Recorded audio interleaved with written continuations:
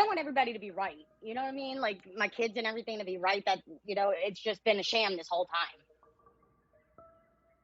Like I called everybody. I was like, my sister-in-law, my brother. I was like, hey, do you remember Josephine? And they're like, oh my God, you're still talking to that girl. It felt like everybody in my life has already left me. And she just knew where I was at that point. Hello, Seekers, and welcome back to another episode of Scamfish presented by SocialCatfish.com. I've tattooed her name on me, but that was like a year ago. I don't know if you guys can see it. It's like a dove. On today's episode, we expose a catfish that started in 2003 on the AOL chat AIM. This story is a lot different from our other stories and probably the most bizarre case we've worked on. This is Angela. She has been in contact with a woman named Josephine through chats and phone calls. The two originally met on Facebook. They have built a bond and have been chatting for over 20 years, but never met face to face. We received an email from Angela. She told us she wanted to know this invisible person she's been talking to for the past 2 decades. Let's hear from her first and see what we can do, Seekers. Real quick, guys, don't forget to like, comment, and subscribe. Your comment and like could help stop someone from being scammed. Let's get into it.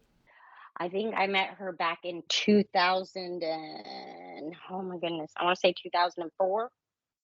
And she just IM'd me and was like, is this Angela Fiorita? And I was like, who is this? Like, how do you even know that last name?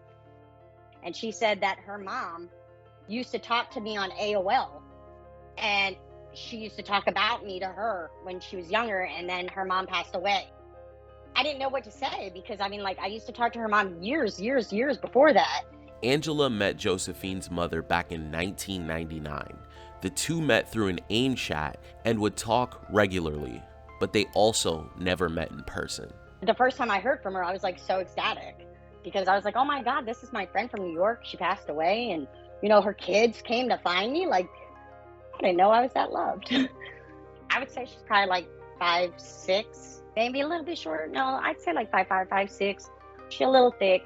She's got long blonde hair, always had the long blonde hair, straight, with big blue eyes, like big doe eyes, and bright blue and pouty lips. And she always thought she was fat.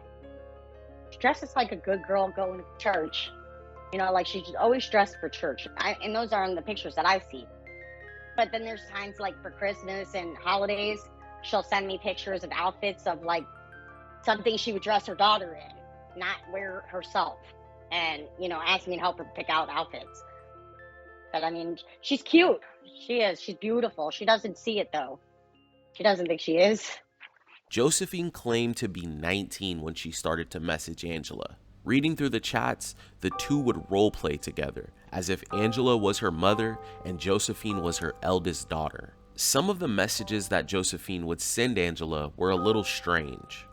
Her dad died in a car accident in the rain when she was like 3 or 4 or something like that. She was begging for ice cream and he was fighting with her mom that he wanted to go get her ice cream because she was bitching about it. And he left and he got hit by a drunk driver and he died. And ever since that happened, her mom hated her. She has some issues, some serious, deep issues. And it's always been like a mother-daughter thing with her. But she's always wanted discipline. It's just weird. The way she wants me to act, she's like 11, maybe 10. She wants to be babied. Because she does not act like her age at all. The way she acts, the way she talks, the way she responds, the way she dresses.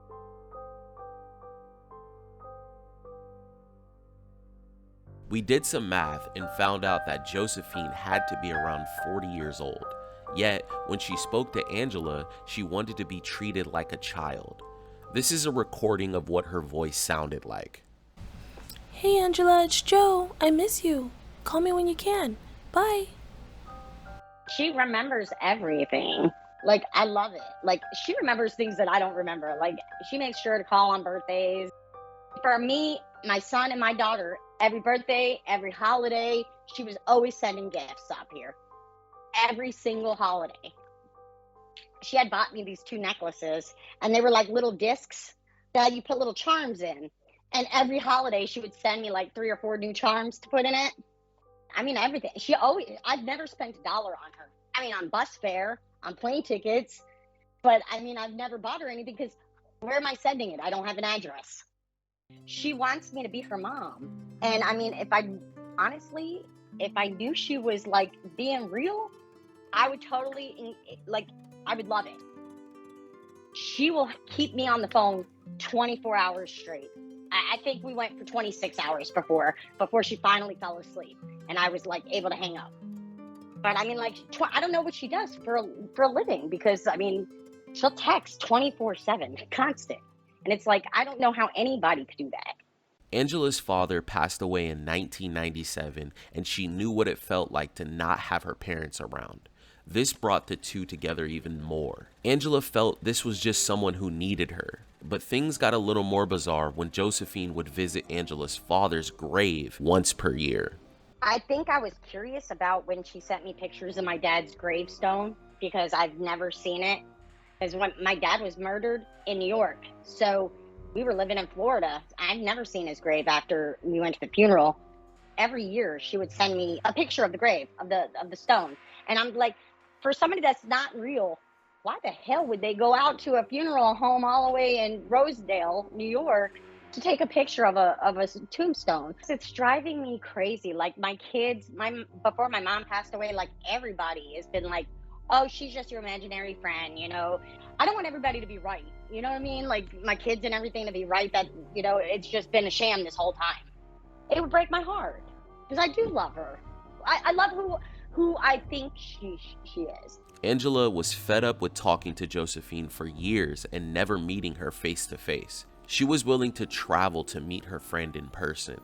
I've never gotten to like video chat with her, but I've talked to her on the phone, and every time we've gone to meet, something always comes up, always. I end up being somewhere in the middle, and she ends up throwing a fit or not showing up, or, you know, saying she was there, but I wasn't. And, you know, it's hard. And like, she messaged me like 2 weeks ago, and she was like, I need you. I really need you to come. Please come. Please come. Please get on the bus tomorrow. How am I going to get on a bus tomorrow? You know, like, just like that. Like, I could just get in the car, put some gas to go. You know, and I hadn't talked to her. I still haven't talked to her in like 2 months. For her to just come out and be like, hey, I need you to come out here now. Like, seriously, I need you now. She never really does that. Not without some kind of preparation. She's literally 1 block away from me at the church at 3 o'clock in the morning. I walked all the way out to where she swore she was, and I'm like, I'm sending you my live location. Like, you cannot tell me that you're here, because I'm standing right here in front of this church that you told me you're at. And she's like, I already left. So you're going to tell me you drove all the way from Connecticut, you're 10 minutes away from me, and now you're going to throw a fit? There's no way somebody would drive from Connecticut to Florida, be 5 seconds away, and just turn around and leave and go home, because forget it. There's nobody who would do that. Who the fuck would do that? Angela drove to meet Josephine in Connecticut countless times. In 2019, her house was burnt down while she was on vacation. Her roommate left the fireplace on late at night, and it destroyed her home. Josephine offered a room in her house for Angela to live in until she got back on her feet. When my mom passed away, it was like 3 years. My sister, my stepdad, my mom, my sister, and then the house burned down. I had nobody, and I called this girl, hysterical, crying, and I had nowhere to go. And I said, please come get me. Please, I'm begging you. I have nowhere to live. And she said, no, if you find your way up here, my door is open. You know that. I had no money. I'm homeless. And she just wouldn't come get me. And it sucked because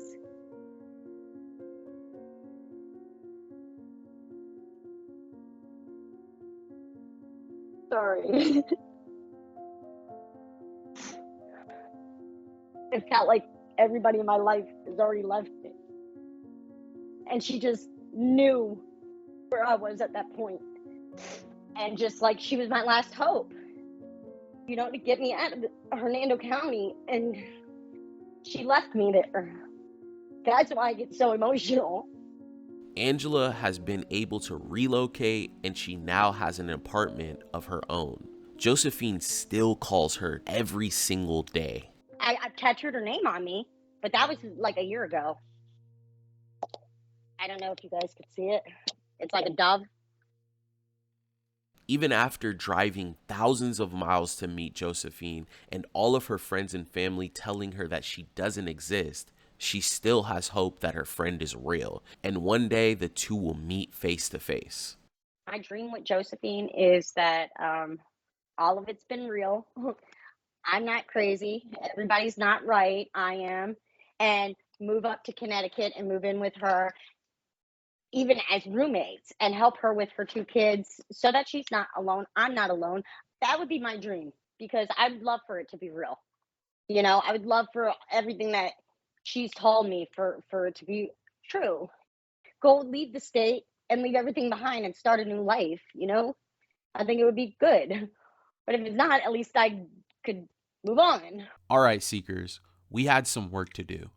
Our team ran a reverse image search on the woman in the photos, and we were able to find out the truth about Josephine. After a few days of researching more on her, we had some heartbreaking news for Angela.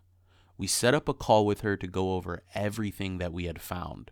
Before we go further, though, we have a quick message from our sponsor. If you have found yourself in a similar situation as Angela, you can find out the truth today. Visit our website, socialcatfish.com. You can click the link in our bio to learn more. Real quick, guys, don't forget to like, comment, and subscribe. Your comment and like could help stop someone from being scammed. Let's get into it. So first thing that we want to run through, the phone number. The VoIP number is an internet phone number.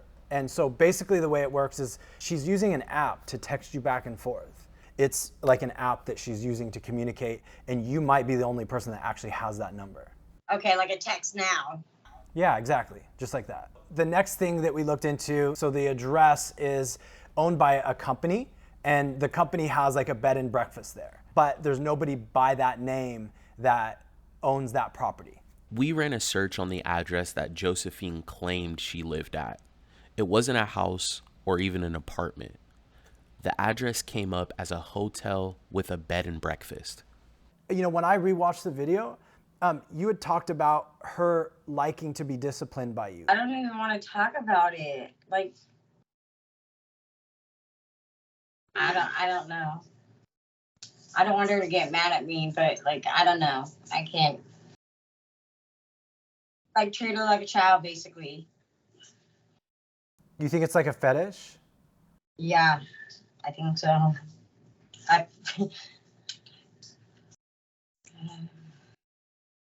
Their mother and daughter connection was just another mystery to this story. Every time we questioned Angela on her relationship with Josephine, it made her uncomfortable. As I said before, the chats were a little odd because Angela seemed to feed into some of the mommy-daughter roleplay. We wanted to understand why Josephine seemed to speak in third person most of the time, but Angela avoided going into further detail. The other thing that we wanted to run through is the picture. The person in the picture, her name's Christina, and we tracked her down, and she lives in and she's So who is she connected to? She's stealing this person's photos essentially, and she's pretending to be this person that has their own life, and she's putting this alias of Josephine on top of that to get you to believe that she's a real person.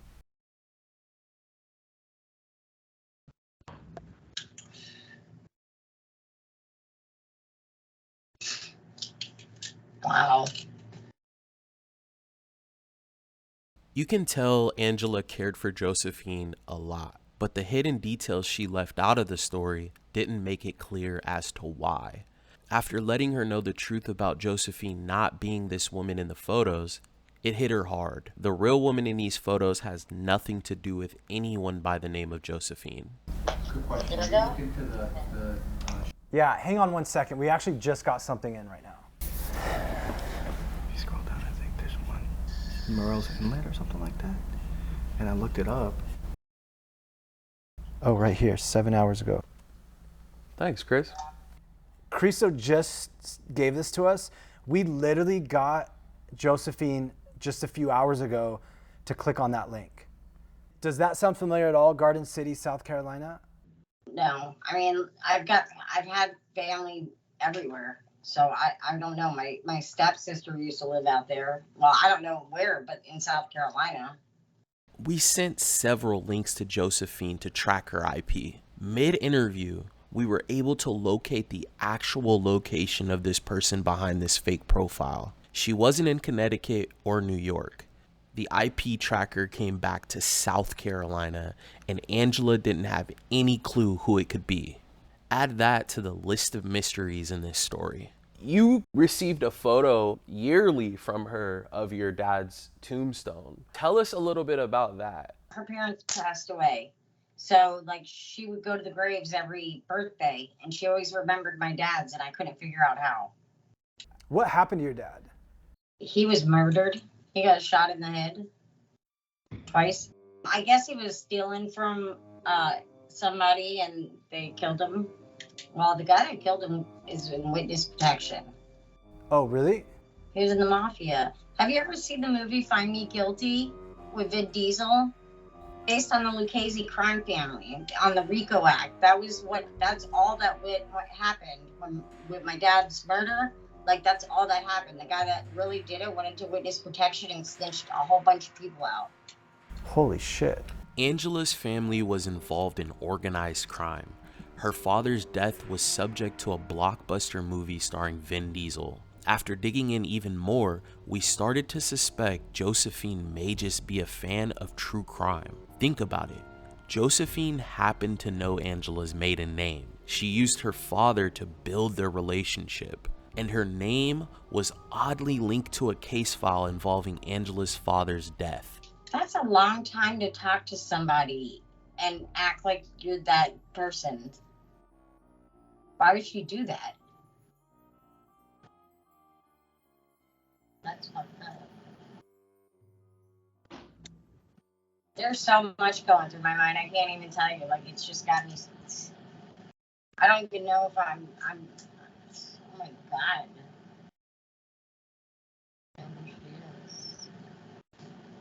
Like, I don't understand why somebody would commit to 20 years of, unless she's got a split personality. Why do you think Josephine got in contact with Angela? Do you think she's just a true crime fanatic that just has a fetish? Or a family member? Or is it someone tied to Angela's father's death? It has to be someone she knows or has done extensive research. Let us know in the comments section.